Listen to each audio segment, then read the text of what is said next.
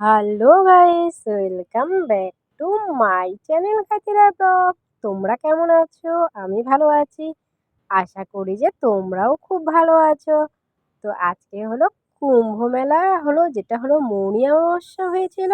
তো ওই দিনের বিকালের কিছু তোমাদেরকে তুলে ধরবো। এই দেখো, বিকালের টাইমটা একটু ফাঁকাই ছিল, কেননা রাত থেকে এত পরিমাণে ভিড় হয়েছে যে ওই পাশের সব রোড বন্ধ করে দিয়েছে।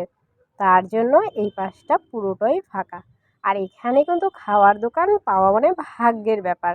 অবশেষে একটা পেলাম, তাও কষ্ট করে, কিন্তু এতটা ভিড় ছিল যে সেখান থেকে নেওয়ার সম্ভব হয়নি। কুম্ভ মেলায় সবাই স্নান করে, যেটা মৌনী অমাবস্যা বলে, ওই সময় সবাই স্নান করে যে ফিরছিল, তো ফেরার দৃশ্যটা তোমাদের সাথে ছোট্ট করে তুলে ধরলাম। ठीक है देखते रहो देखो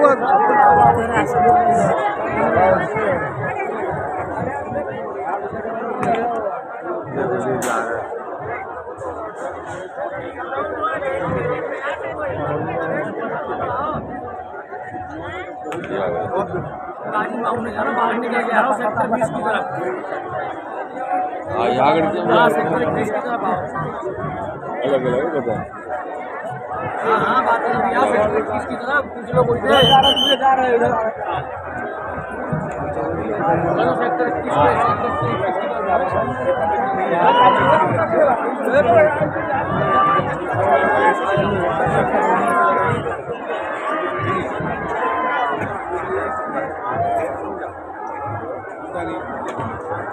ये बैरिकेडिंग से हाथ थोड़ा पीछे रहो भैया इसके हाथ पर टिकाओ पीछे रहो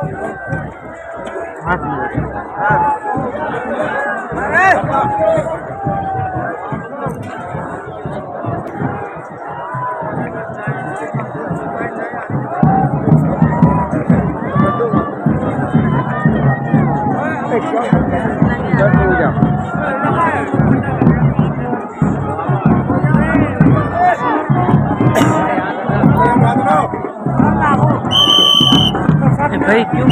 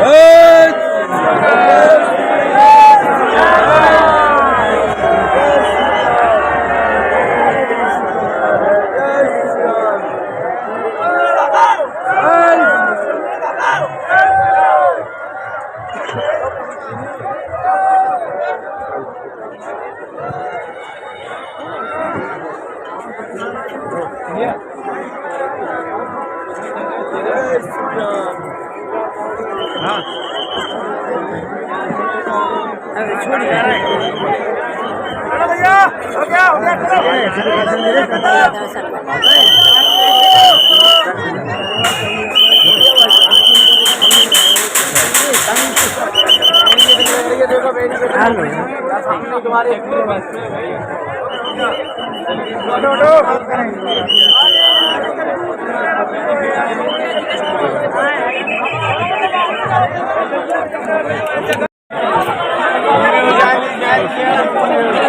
মৌনি অমাবস্যার দিন বিকালের এই দৃশ্য ছিল। তোমাদেরকে কেমন লাগলো তোমরা সেটা কমেন্টে বলো।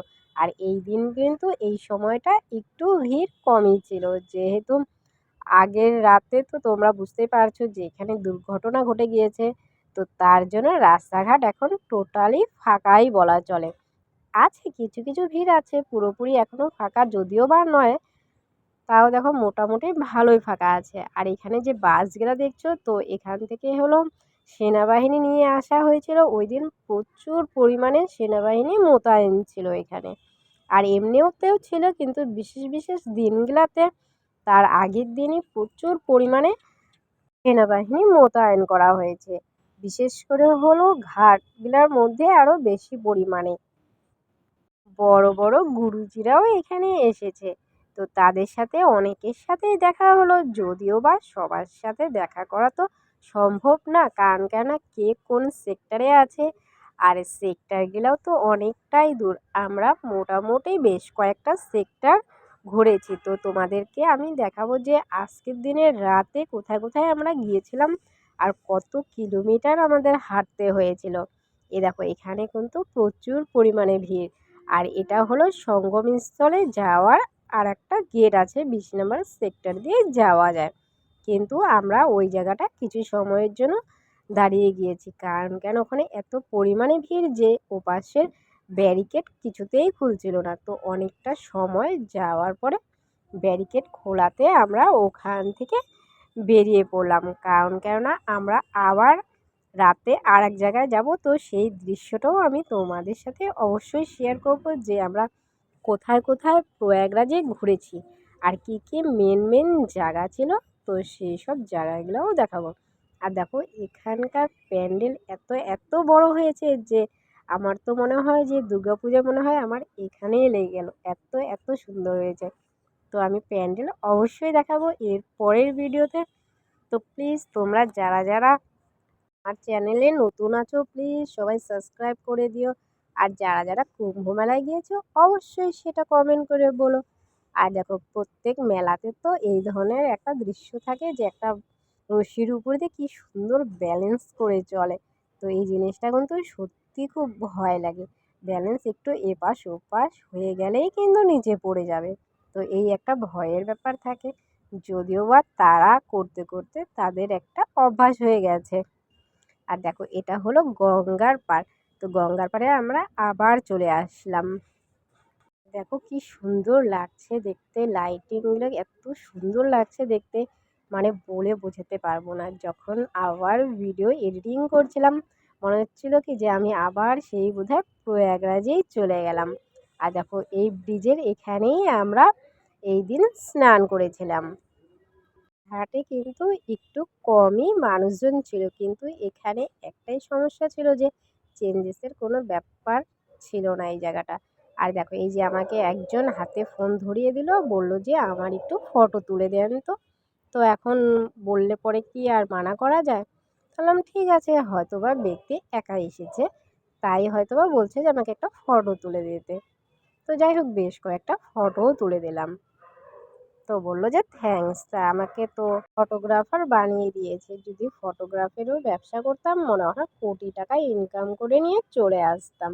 তো যাই হোক, তো সেখান থেকে আমরা বেরিয়ে যাব। তো এখান থেকে আমাদের জল নেওয়ার কথা ছিল। এই দেখো সবাই কি সুন্দর স্নান করছে, মন চাচ্ছে যে আমি যদি আবার স্নান করতে পারতাম তো ভালো হতো, কিন্তু না, একদিনে এতবার স্নান করাটা ঠিক হবে না। আর এই দিন ছিল হলো মৌনী অমাবস্যা, এর জন্য এই পাশে একটু ভিড় ছিল। আর ওই পাশে যে নৌকোগুলো দেখতে পাচ্ছো, তো তারা নৌকো নিয়ে হলো তোমাদেরকে সঙ্গম স্থলে নিয়ে যাবে। তো পার হেড পড়ে হলো 500 টাকা করে। যদিও বা আমি তোমাদেরকে একটা বোট রাইডিংয়ের ভিডিও দেখিয়েছিলাম, তো তোমরা আশা করি সবাই সেই ভিডিওটি দেখেছো। তারপরে চলে আসলাম এখানে হলো ফুচকা খেতে। আর এখানকার ফুচকা কিন্তু মোটেও ভালো লাগেনি আমাদের, কিন্তু জাস্ট টেস্ট করব তার জন্য খেয়েছিলাম। হ্যাঁ, বেশ কয়েক জায়গায় টেস্ট করেছিলাম কিন্তু কোনোভাবেই স্বাদ পাইনি। তো যাই হোক, সব জায়গার এসে তো আর একই হয় না। তো আমরা এখন রাতে বেরিয়ে পড়লাম মেন যেখানে প্যান্ডেল করা আছে, সবথেকে বড় আখড়া যেখানে আছে, তো আমরা হলাম সেখানে যাব। তার জন্য এই দেখো রাস্তা কিন্তু প্রচুর ভিড়। আর আমি তোমাদেরকে এই ভিডিওর পরে দেখাবো যে আমরা কোন জায়গায় গিয়েছিলাম, কারণ কেননা একটা ভিডিওতে দেখালে ভিডিও অনেক বড় হয়ে যাবে, তোমাদেরও দেখতে অসুবিধা হয়ে যাবে। আর দেখো ঠিক আমরা ব্রিজের নিচ দিয়ে চলে যাচ্ছি। ব্রিজের নিচ দিয়ে গেলে হলো দুটা হলো রেল ব্রিজ পড়ে। দেখো রেল ব্রিজগুলোও কিন্তু খুব সুন্দর লাগছে দেখতে। আর এই সময় কিন্তু বোঝাই যাচ্ছিল না যে এটা দিন না রাত। এখানে এত এত পরিমাণে লাইট লাগিয়েছে।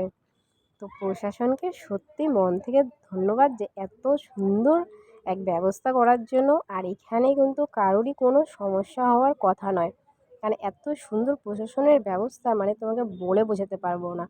যে যে দেখেছে সে বলতে পারবে যে কতটা সুন্দর। আর এত বড় একটা জায়গায় একটা মেলা করা মানে বিশাল ব্যাপার। এটা হলো পুরো হলো নদীর ঘাট, তার মাঝে এত সুন্দর জিনিস করেছে যে মানে বলে বোঝাতে পারবো না। কত বড় বড় প্যান্ডেলগুলো দেখতে এত সুন্দর লাগছে, কিন্তু সব প্যান্ডেলে তো ঢোকা সম্ভব হয়নি। সব জায়গায় বিশেষ বিশেষ ব্যবস্থা ছিল, যদিও বা সবার এন্ট্রি ছিল না।